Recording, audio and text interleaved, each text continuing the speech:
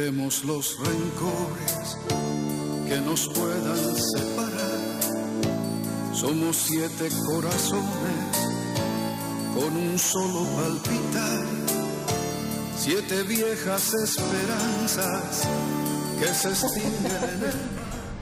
Buenas noches, un viernes más estamos con todos ustedes y hoy en especial vamos a tratar un tema muy interesante de los cuidados paliativos en la parte, diríamos, de atención a los enfermos y la parte, diríamos, de la asistente social y la parte psicológica.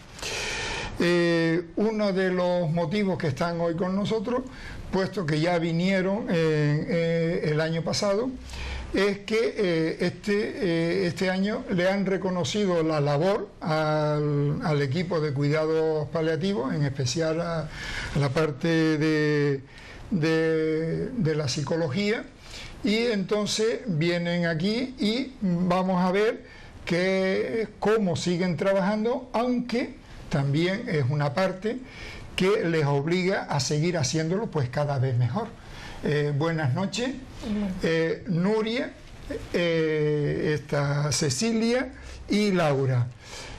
Vamos a ver esta parte psicológica, ¿no? Esta parte de atención más individual y cómo han visto ustedes que han ido mejorando al tener esa atención personal los mismos enfermos. Nuestro trabajo consiste en hacer una intervención, en atender a las personas de una forma integral, y sí que llevamos desde el 2009 en la unidad de medicina paliativa del Hospital Dr. Negrín de Gran Canaria, dentro del marco de un proyecto financiado por la Caixa, que lo que hace es complementar la atención que ya se hace, la atención sanitaria por parte de los profesionales que estaban en la unidad. Pues nosotros lo que estamos haciendo es complementar esa atención desde el aporte de dos nuevas disciplinas, que es el de la psicología y del trabajo social. Entonces vamos a complementar esa atención a los pacientes intentando completar esa atención integral. Bien, y esa opinión particular de ese reconocimiento por parte del Colegio de Psicólogos. Pues el reconocimiento a la unidad de medicina paliativa por parte del Colegio Oficial de Psicólogos de Las Palmas, pues viene de reconocer esa atención integral y sobre todo de las variables psicológicas y emocionales y espirituales que estamos brindando desde la unidad, y también desde el reconocimiento al trabajo del psicólogo en esta unidad. Pero sobre todo viene por eso, por dar una mención especial a la intervención integral que se hace desde la unidad de medicina paliativa, ¿no? A los pacientes y familiares. Sí, pacientes y familiares. Cecilia, trabajadora social. La parte que tiene que estar en el hospital, en el Dr. Negrín, tiene que estar allí, pero después también hay otro trabajo con la familia, tanto allí como a domicilio. Sí, como todos sabemos, en el ámbito de cuidados paliativos no es solo importante el trabajo con los pacientes, sino un área imprescindible para lograr la calidad de vida de estos pacientes es la atención a sus familiares. Para nosotros, dentro de nuestro trabajo diario, es igual de importante un paciente como su familia controlada y con un buen afrontamiento de un proceso de enfermedad. Paciente, pues también tenemos la mitad prácticamente del trabajo hecho con el paciente. Entonces para nosotros cobra una gran relevancia y es exactamente igual de importante. En nuestro equipo de atención psicosocial pues también se atienden las necesidades psicológicas y sociales de pacientes y de familiares. En todos los ámbitos, en nuestro equipo de atención psicosocial de la Caixa interviene en todos los ámbitos donde interviene la unidad de cuidados paliativos en donde nos encontramos ubicados, en el Hospital Universitario de Gran Canaria Dr. Negrín, tanto en consultas externas como en el área de hospitalización, como en los domicilios también. engloba la totalidad. Sí. O sea, todo lo que cubre la unidad de cuidados paliativos, ahí nos encontramos el equipo de atención psicosocial de la obra social de la Caixa. Sí, o sea, no sería un trabajo tan efectivo de los psicólogos, ¿no? Trabajando, diríamos, allí directamente con ellos, si los métodos, las estrategias que empleen allí, después en las casas, se hace muchas veces todo lo contrario, o por querer hacerlo bien meten la pata, o sea, porque no se seguiría bien. En relación a lo que decía Cecilia, mi compañera, es muy importante no solo trabajar con el paciente sino con la familia, más que nada porque la enfermedad la lleva una persona pero afecta a la familia entera. Entonces la familia, por decirlo de alguna manera, enferma, y el malestar emocional, ansiedad, las angustias, no solo la vive el paciente, los miedos no solo los vive el paciente, sino también es extensible a la familia. Incluso hay veces que el paciente incluso está un poco, está mejor, lo lleva de una forma más adaptativa, y la familia es la que está presentando mayor dificultad en la adaptación a la nueva situación.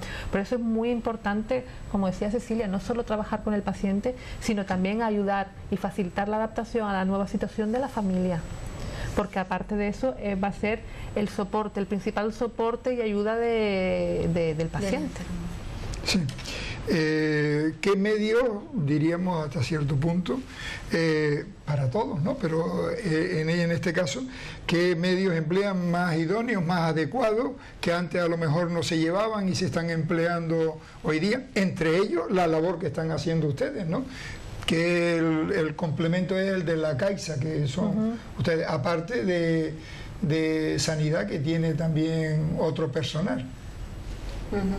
Pues actualmente, gracias a la obra social de la Caixa, pues lo comentaba Cecilia anteriormente, pues cuenta con la trabajadora social, que sería ella, y 2 personas que atienden a nivel psicológico, tanto a los pacientes como familiares, y cubren todas las áreas, ¿no? de domicilio, y tienen una atención integral de todos los componentes de la unidad. Atienden a todos. Lo único que a lo mejor sí que ahí se incorporan unas nuevas tendencias para el próximo año, el incorporar el voluntariado. Bien, hablaremos después a ver cómo lo van ahí enfocando. Y diríamos, las personas, ya lo hemos comentado, es la persona que se encuentra mal y la familia, pero muchas veces, aparte de eso, también puede haber algún vecino que normalmente es casi como de la familia, que están integrados, también tendrían que entrar muchas veces en ese sentido para ir todos a una. ¿Tienen todas las personas, todo el personal suficiente? ¿O pudiera haber más personas? Tanto de psicólogo como trabajadora social, trabajamos ahora mismo a un nivel óptimo y creo que conseguimos llegar a muchísimas personas, como siempre. Mientras más personas mejor, y llegamos a más personas y ayudamos a muchísimas más personas, pacientes y familiares. No sé si si le harían falta más personas para llegar más. Es cierto que hay veces en ocasiones nos podemos quedar. A ver, esto como en la sociedad siempre avanza más rápido, las problemáticas siempre avanzan más que las soluciones y que los recursos. Sí, es verdad que cada vez atendemos a un mayor número de pacientes con unos perfiles diferentes y llegan en mayor número. Hoy por hoy se atiende a todas las personas que muestran algún tipo de necesidad a nivel psicosocial, se da la cobertura, pero a ver, que si se pudiera, bienvenido sea pues contar con más profesionales, pero que se llega, a donde hay una necesidad se llega, se cubre. A día de hoy. Y sobre todo en una aportación, nuestro trabajo no se limita únicamente a lo que es la atención, ¿no? la intervención con pacientes y familiares. Nosotros, nuestro ámbito de trabajo es mucho mayor, como decía también Cecilia y Laura, estamos en marcha, poniendo en marcha un programa de voluntariado, pero también hacemos formación. Nuestra labor no solo es atender a pacientes y familiares, sino también ayudar, por ejemplo, al equipo sanitario mediante acciones formativas para ayudar y mejorar competencias a la hora de la relación de ayuda, del soporte emocional. Entonces nosotros también ampliamos nuestra intervención y nos gustaría hacer muchísimas cosas más en el ámbito de la formación, de la investigación, en el ámbito comunitario, pero sí que es cierto, también más formación o más divulgación a nivel de sociedad, ¿no? Lo que pasa es que también tenemos un tiempo limitado, y no sé si a mis compañeras les gustaría ampliar, pero sí que es cierto que, como decía Cecilia, sí que abordamos el tema, la demanda de pacientes y familiares, y además creo que con un corto espacio de tiempo de espera. Yo creo que apenas tenemos tiempo de espera, ¿no?, para recibir nuestra atención, pero sí que en otro lado también nuestro campo de trabajo es mucho más amplio, y ahí sí quizás estamos un poco más limitados por tiempo, y podríamos hacer muchísimas cosas más que obviamente no podemos. Pero que la espera casi, ya como comentamos la otra vez, no existe. Y además es, por decirlo de alguna manera, a lo mejor un poco radical, inadmisible. Nuestros pacientes tienen un pronóstico de vida muy limitado. Entonces no pueden estar esperando lo que para nosotros una semana parece un tiempo corto, para ellos a lo mejor es su esperanza de vida. Por lo tanto no se puede estar ni desde un punto de vista psicológico ni desde un punto de vista a nivel social, por ejemplo, como es mi caso como profesional, esperando por una intervención un día, 2 días, 3 días, sino que tiene que ser todo de manera inmediata. Bien. Entonces un poco trabajamos pues con esa presión, se trabaja con esa presión, con unos tiempos muy limitados por los pronósticos de vida con los que cuentan nuestros pacientes. Sí. Y que son situaciones límites ante las que hay que intervenir sí o sí y ya, además. Después voy un poco, pero lo que comentaba un poco con los facultativos, con los enfermeros, en este sentido también sería interesante, puesto que muchas veces una palabra, una mirada, una acción, entonces muchas veces se le puede ayudar al mismo personal y al mismo enfermo, orientando un poco la forma de actuar y el vocabulario a emplear de los facultativos. ¿También ahí trabajan? Claro, se tiene que tener en cuenta en todos los aspectos al profesional también, porque tienes que estar continuamente atendiendo pues a acoger al sufrimiento, a cualquier demanda que pueda tener en técnicas de comunicación o a lo mejor de gestión emocional, porque al final siempre puede ser que nos encontramos un caso pues que a cada uno pues le llegue más a nivel personal. Entonces siempre tenemos que estar un poquito vigilando un poco esas circunstancias y al final cuidar al equipo. Bien.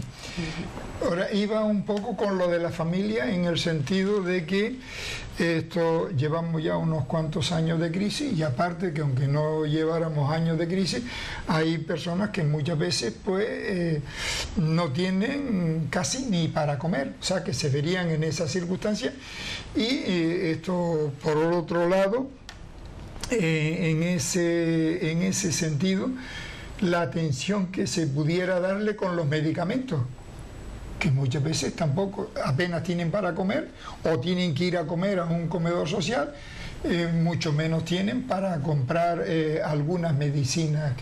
Además, eso forma parte de nuestra realidad. Hombre, son casos extremos, pero los hay. No, existen, sí. Hombre, unos más extremos que otros. Sí, por supuesto, y los hay. Y además los vemos, y por desgracia cada vez de forma más habitual. Sobre todo, todos sabemos en la situación que nos encontramos actualmente desde hace unos años, son situaciones de exclusión y falta de empleo, muy pocos recursos, muchas carencias a nivel de prestaciones para todos los ciudadanos y las ciudadanas de nuestra comunidad, pero es que además nuestros pacientes cuentan con una desventaja más, que ya es como el colmo de las desventajas, y es la situación de enfermedad.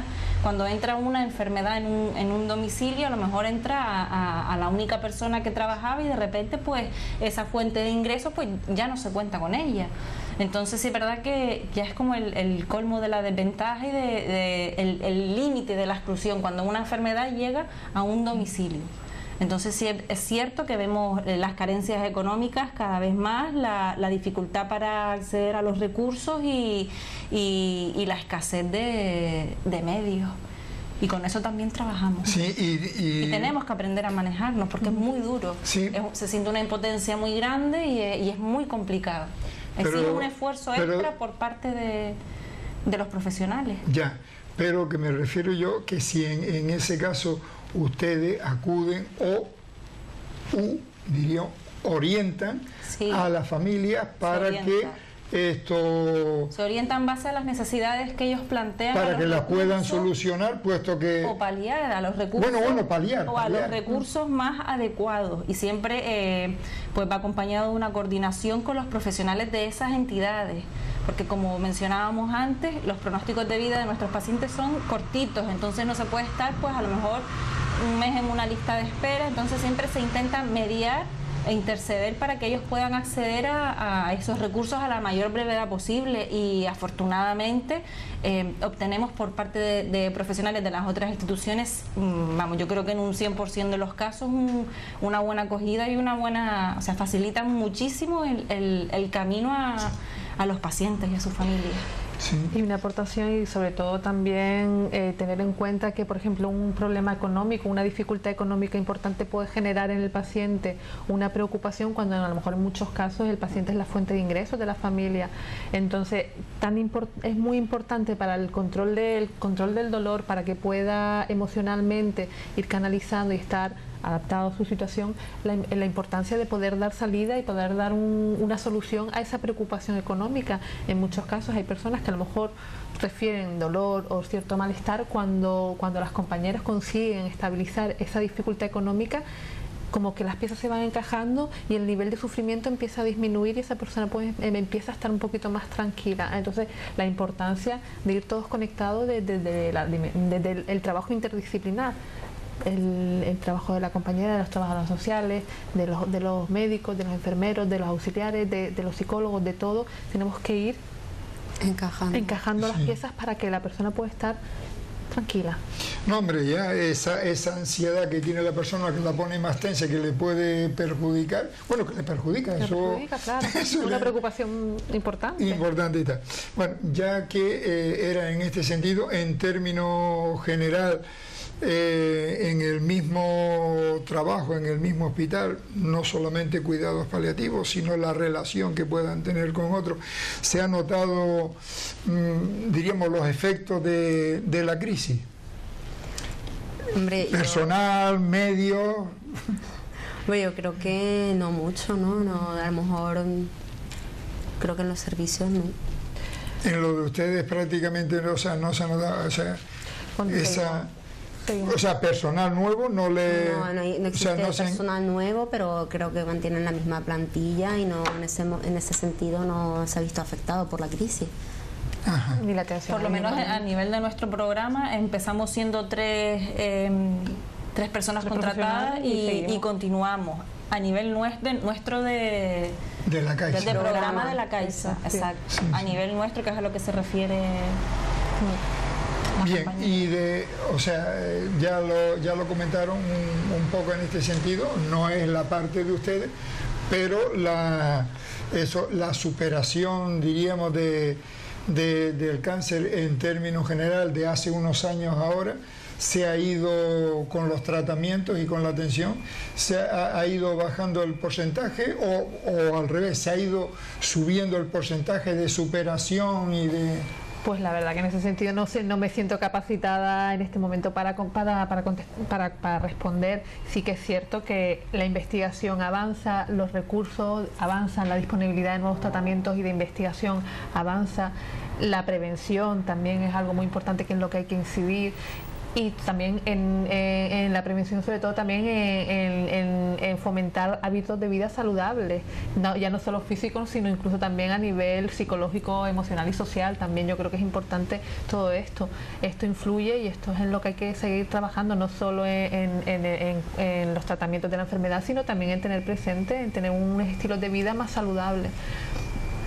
Sí. No sabría cómo contestarle en cuanto No, era precisamente eso, ¿no? Donde antes no había ni psicólogo y antes era un tratamiento y diríamos prácticamente único y tirar para adelante, a ser más específico ahora, pues más adecuado a cada persona.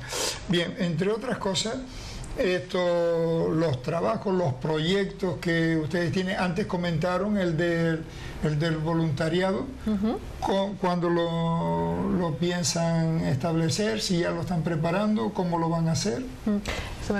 Cecilia, mi compañera, la que mejor puede responder. Ahora estamos empezando con el nuevo curso, el nuevo año, el nuevo convenio de la obra social, y uno de los objetivos prioritarios es la incorporación del voluntariado a nuestro programa.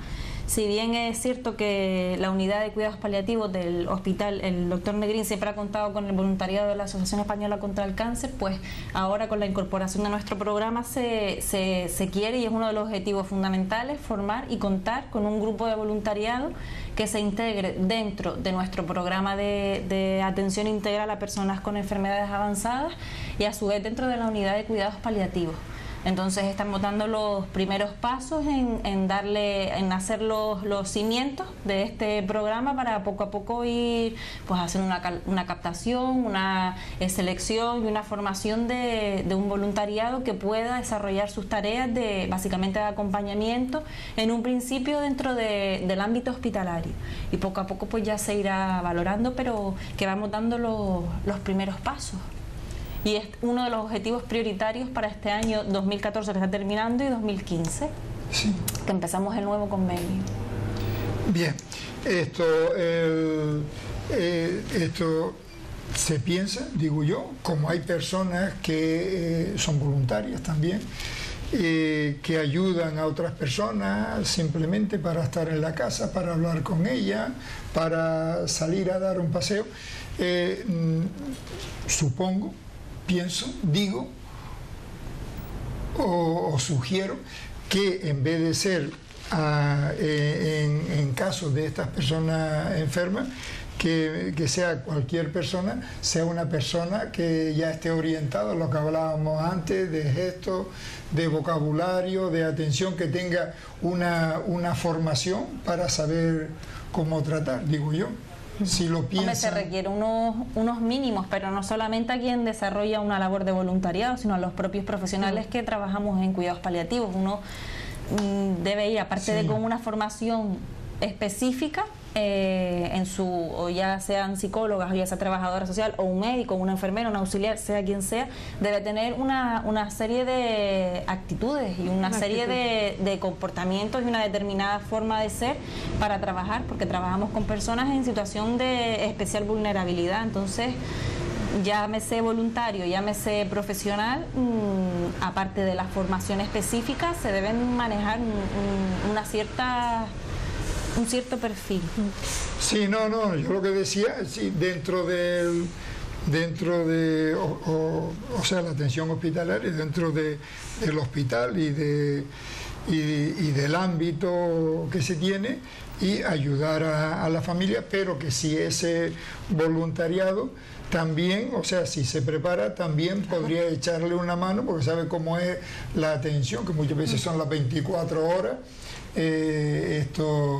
de las familias en el domicilio, cuando el enfermo está muchas veces también en el domicilio, que se va, para un poco sustituir o aliviar eso. El respiro familiar, que se llama el respiro. Por ejemplo, un paciente, incluso cuando un paciente se encuentra en el hospital o en el domicilio, la presencia de un voluntariado puede servir para liberar, entre comillas, pues a lo mejor una hora a la persona cuidadora para principal, ir a comer, para ir a ducharse, para hacer una despejarse, para irme a mi clase semanal de yoga, por ejemplo. Es algo que me permite cuidarme, y si yo me cuido y estoy medianamente bien, pues puedo seguir cuidando adecuadamente a mi familiar con una enfermedad. Entonces es una labor importantísima, y que además se considera en el ámbito de cuidados paliativos a la persona voluntaria como un miembro más del equipo. Entonces no estamos hablando de algo tan ni sencillo, ni hacen una labor muy importante y es un complemento a un equipo de paliativos, de cuidados paliativos. Y sobre todo de nuestro equipo también en hacer una selección, una motivación y también formación, entrenar en habilidades de soporte emocional, de escucha y demás, porque es muy importante. No podemos dejar una persona con muy buena voluntad. Es un trabajo y es una intervención tan sumamente especial y trabajamos con personas en una situación tan vulnerable que tenemos que entrenar y formar a esas personas para hacerlo de una forma adecuada y también cuidar, desde el equipo, cuidar al voluntario. Sobre todo darle esa acogida y una supervisión, sobre todo del manejo emocional ante determinadas situaciones y determinadas personas. También tenemos que cuidar a esa persona a nivel emocional para que pueda continuar con su labor, que es muy valiosa para nosotros, de una forma óptica y de una forma sana para uno mismo. Sí, porque si no se van cargando también en este sentido. Comentaron la otra vez que iban también a una especie de curso, a una especie de reciclaje, ¿no? O sea, con otras personas, y lo tienen previsto para este año próximo. A nivel, los profesionales. Sí, psicólogos y bueno, el equipo de la Caixa. Sí, de hecho es una responsabilidad por parte de todos los profesionales que componemos un equipo de estas características, pues la formación continuada. Es una responsabilidad de todos el reciclarse y ir a medida que van cambiando pues los métodos de intervención, que van cambiando las realidades, pues uno tiene que, para poder adaptarse y desarrollar un buen trabajo, pues formarse y continuar con la formación en todas las áreas que el programa comprende, nuestro programa de la Caixa. Y también desde la Caixa todos los años nos convocan 1 o 2 veces al año en un encuentro en donde, bien en Barcelona o en Madrid, nos encontramos los 30 equipos que ha puesto en marcha la Caixa de atención psicosocial en distintas comunidades autónomas. Pues siempre hacemos un encuentro de, pues seremos 150 profesionales, y nos hacen una reunión donde nos dan formación, y también muy importante, donde todos los miembros del equipo que ya nos conocemos después de muchos años podemos compartir experiencias, dificultades, iniciativas. Entonces es muy importante ese encuentro, no solo a nivel de formación, sino a nivel de la experiencia que hemos tenido cada uno, de las dificultades que hemos tenido cada uno de nosotros en los 30 equipos que hay en toda España. Sí, que muchas veces más se aprende hasta cierto punto. Lo de la experiencia, esas reuniones de pasillo que podríamos decir, o sea, ver lo que le ha ido bien a un equipo o a uno particular, ¿no? Y uno lo coge y lo puede emplear. ¿Algún trabajo más, algún logro, alguna meta que quieran conseguir en este sentido, y que la Caixa Yo creo que también, y sobre todo mis compañeras pueden hablar, una de las áreas importantísimas de nuestro programa es la atención al duelo. La atención al duelo es uno de los ejes centrales también del programa, junto con la atención psicosocial y el soporte a los equipos. O sea, que es la atención al proceso de duelo, ¿no? Sí. A los familiares que han perdido algún familiar en el proceso de enfermedad, pues atenderlo y que sepan gestionar a nivel emocional y vayan adaptándose en cada una de las etapas y poder llevarlo de la mejor manera posible y atender a cualquier familiar vulnerable en el que esté en momentos de dificultad. Sí. Normalmente nosotros hacemos un seguimiento de los familiares durante el proceso de enfermedad, y ahí ya sí que vamos detectando aquellos familiares que tienen factores de riesgo que nos puedan indicar que pueden tener problemas a la hora de elaborar la pérdida. Una vez que la persona ha fallecido, pues sí que damos un poco de tiempo, porque el duelo es doloroso de por sí, no puede ser de otra manera. Entonces sí que damos un tiempo para que las personas empiecen a ese proceso de duelo. Pasado cierto tiempo, entre 2 o 3 meses, según lo consideremos, según lo que hayamos visto, pues sí que transcurrido ese tiempo hacemos una llamada de duelo, una llamada de confort, para ver qué tal está la familia transcurrido ese tiempo y cómo se ha ido adaptando a la pérdida. Durante esa llamada vemos cómo están, pues no solo la persona a la que llamamos, sino la familia, y detectamos si hay algún problema que nos indique que están habiendo dificultades para elaborar la pérdida. En ese caso ofrecemos la disponibilidad de acudir a nosotros y nosotros hacemos un acompañamiento en el duelo, ya sea dando unas pequeñas pautas, porque a lo mejor no detectamos grandes dificultades en el duelo, sino nosotros llamamos pautas de higiene de duelo, o si ya vemos que hay unas dificultades, unos problemas más importantes, pues si ya iniciamos una intervención en duelo más compleja y más seguida, ¿no? más completa. Entonces sí que ahí sí que es importante, no solo intervenimos en el duelo durante el proceso de enfermedad, ayudando a la familia a adaptarse a la situación, a acompañar, a sentirse partícipe de los cuidados y del familiar, más después el poder despedirse, el poder hablar, el no dejarse temas pendientes. Eso es muy importante y eso nos va a ayudar a facilitar la elaboración del duelo más después. También, por ejemplo, desde las compañeras, las trabajadoras sociales, ayudar y orientar sobre qué trámites hacer. A veces los trámites que hay que hacer, hay veces que los trámites que tenemos que realizar ya de por sí son complicados y encima estamos en una situación emocional bloqueada muchas veces. Bloqueada. Entonces eso es importante, la ayuda también que pueden dar las compañeras en orientar sobre cómo hacer esos trámites. Desde el equipo, ¿no? La adecuada atención a los síntomas, el darle la información de forma adecuada, el ayudar a canalizar todas las emociones que nos vienen. Eso ya estamos durante el proceso de enfermedad y sobre todo últimos días ya estamos ayudando y facilitando el proceso de duelo. También los aspectos espirituales y religiosos, también es importante facilitar que el familiar pueda ir según su tendencia religiosa. Aspectos espirituales pueden ser relacionados con una religión en concreto, o a lo mejor puede ser un ritual laico, a lo mejor para determinadas familias sin una creencia religiosa. Para ellos es importante, su valor es la naturaleza, la música. Entonces hay determinadas personas que si quieren hacer un entorno dentro de las posibilidades que nos permite el hospital, pues hacer un acompañamiento de una determinada manera, pues bien con música o con, no sé si determinadas cosas, de eso depende de cada familiar.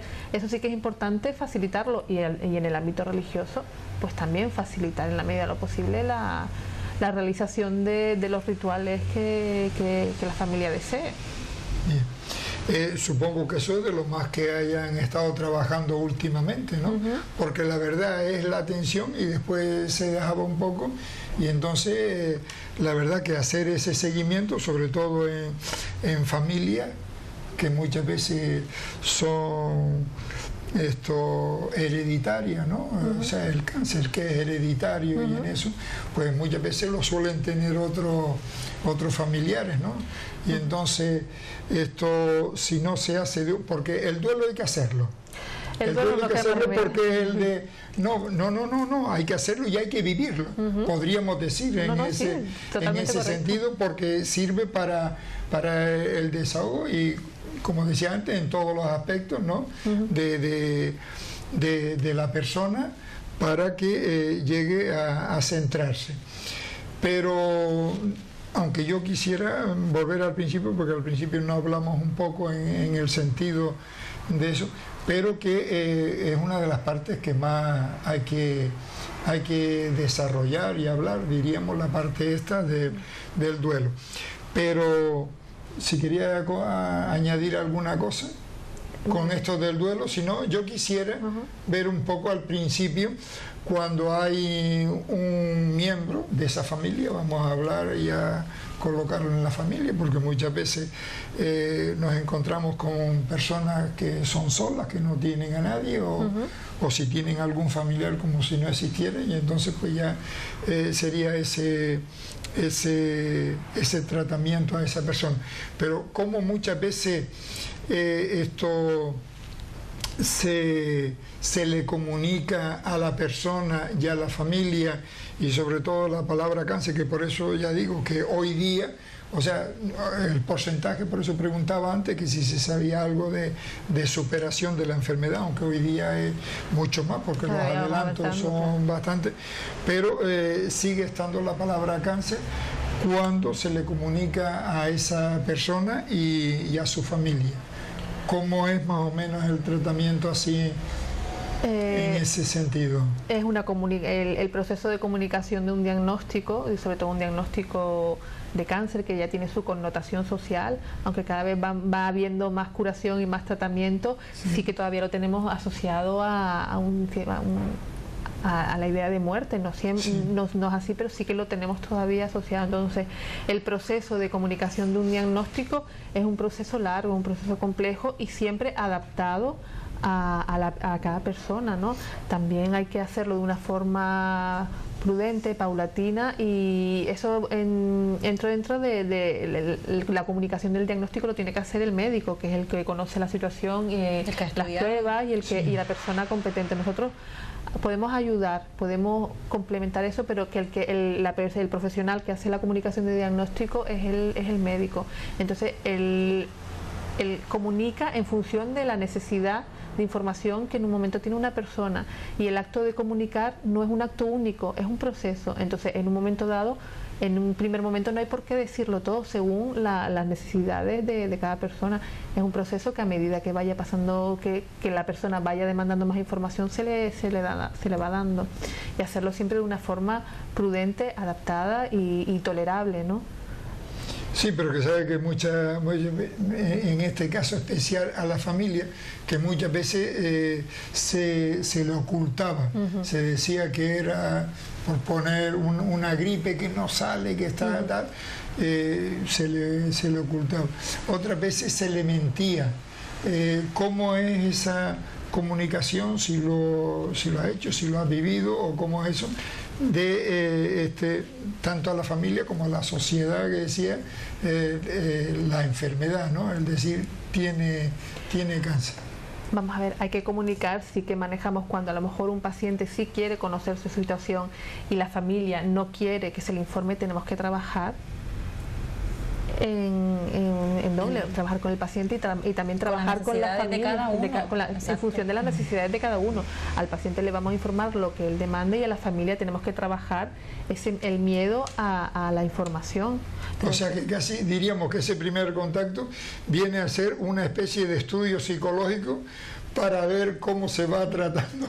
Tenemos que trabajar con la familia. O decir, espere un momentito y hablar con uno de los miembros. No hay que psicológico, sino por parte de todo, una situación de estas características que usted está definiendo y que mi compañera la puede detectar cualquier miembro del equipo, la puede detectar un enfermero, y la puede detectar una trabajadora social haciendo una valoración social como el mismo médico. Exacto, es que y que se puede detectar en una habitación, que se puede detectar en un domicilio, a ver que se pasa mucho tiempo con los pacientes y con los familiares, y que se ve porque estamos adiestrados en el trabajo. Entonces, a eso es lo que me voy. Entonces sí es cierto que la puede detectar cualquiera, y que después se cuenta dentro del equipo con las profesionales competentes para abordar ese tipo de dificultades en la comunicación.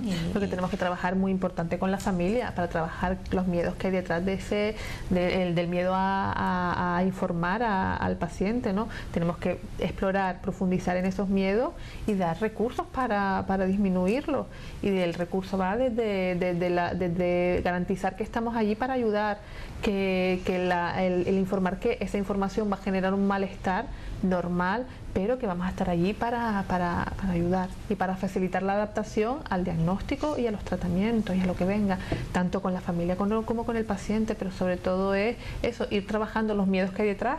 Cada familia tiene un miedo diferente, aquí no podemos encasillar.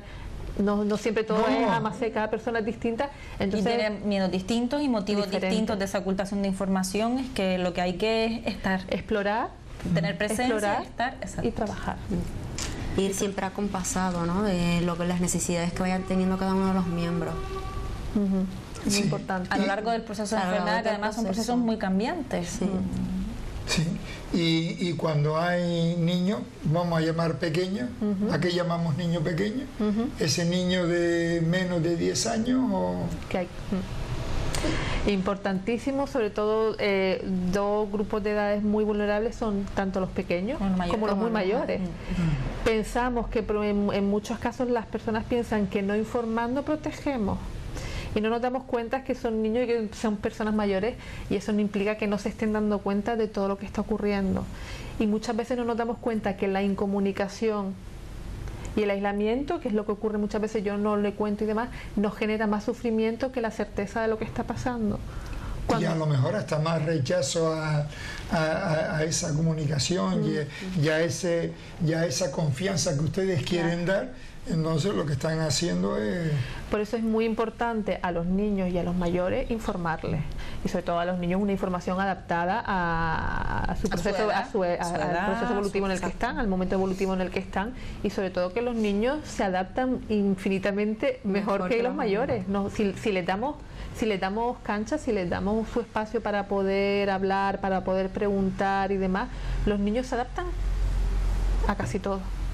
Entonces sí que es importante ayudar, y en muchos casos, no sé si también Laura lo pensará y demás, muchas veces los niños cuando están bien informados son una fuente de ayuda a los mayores. E incluso en los cuidados de los propios pacientes.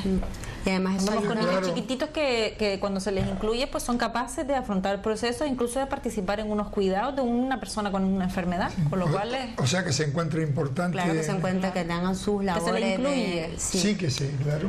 Además que eso ayuda mucho también a la hora de después del el posterior duelo, ¿no? El que nos generen sentimientos de culpa, porque al final tienen un desarrollo cognitivo diferente al de un adulto, entonces pueden generar incluso falsas creencias del proceso, de a lo mejor que esto le ha pasado a papá o al abuelo por mi culpa, o sea que el tenerlos siempre involucrados en el proceso, en los cuidados, siempre les ayuda a facilitar el duelo posterior.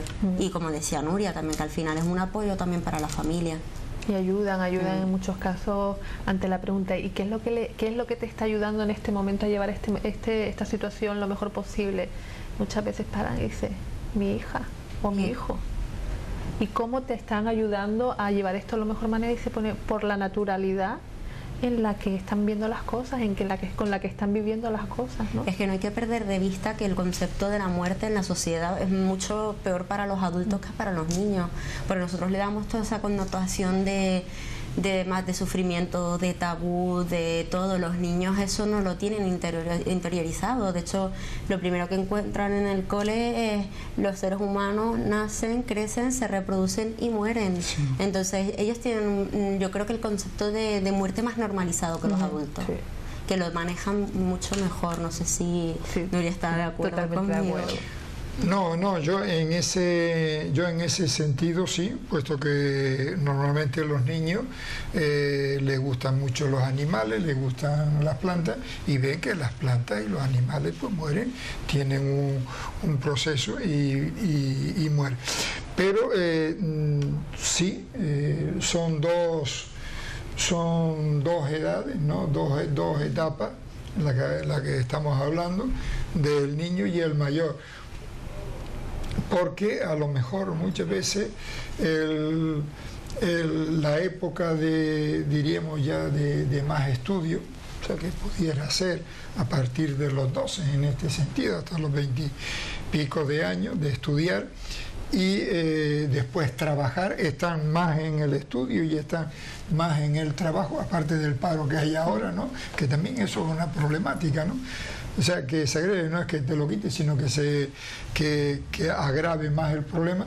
Son estas dos edades, o sea, estas dos etapas en donde tanto el niño como el mayor normalmente suele ser más observador.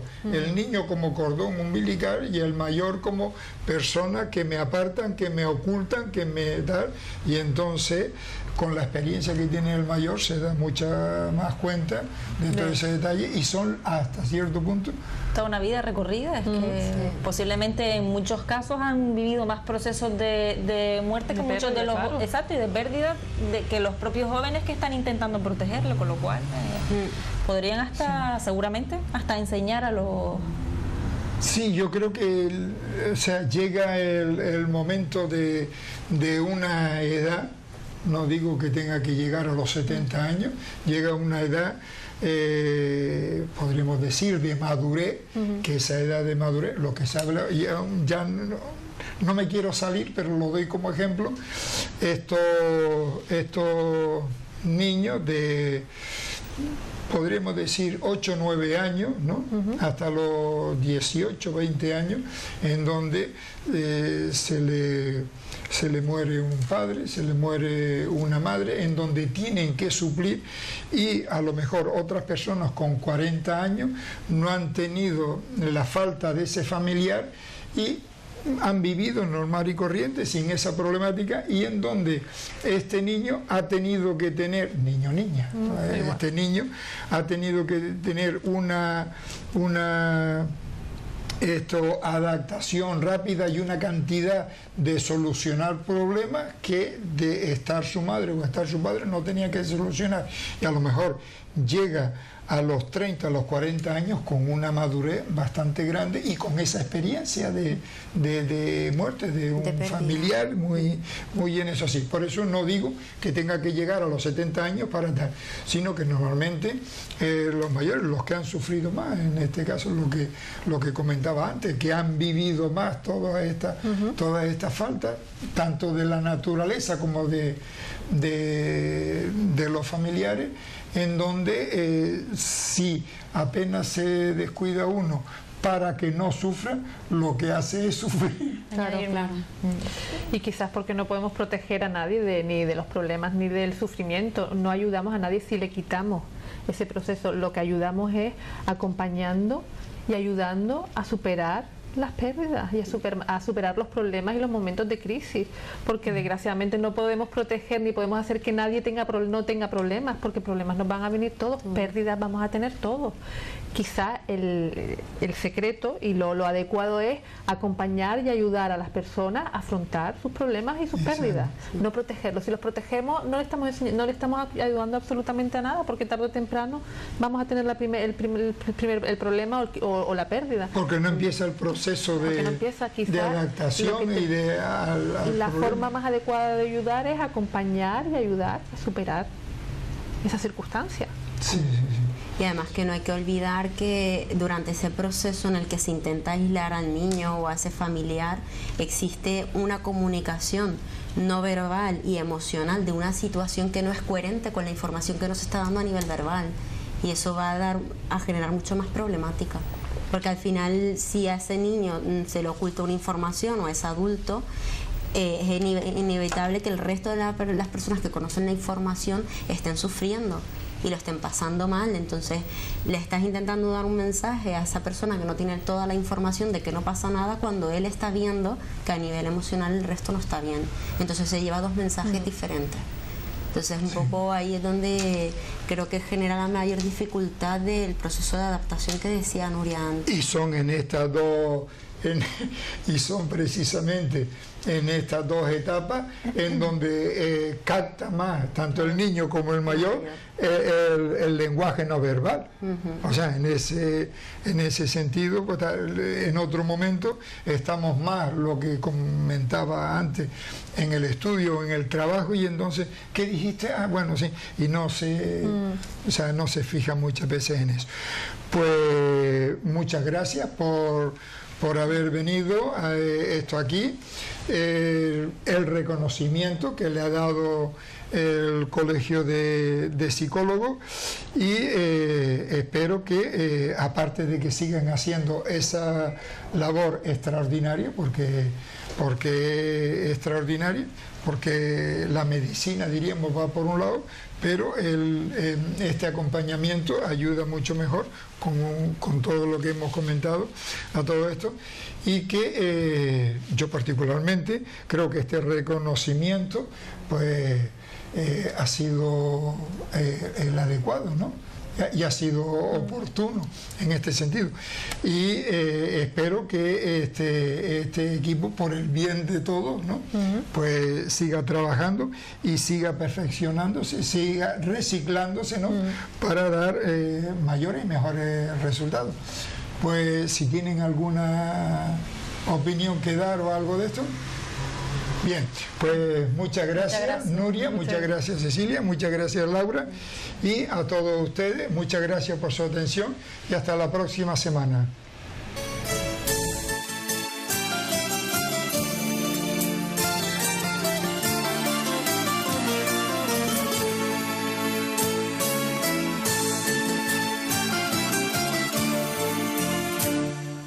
Olvidemos los rencores que nos puedan separar. Somos 7 corazones con un solo palpito.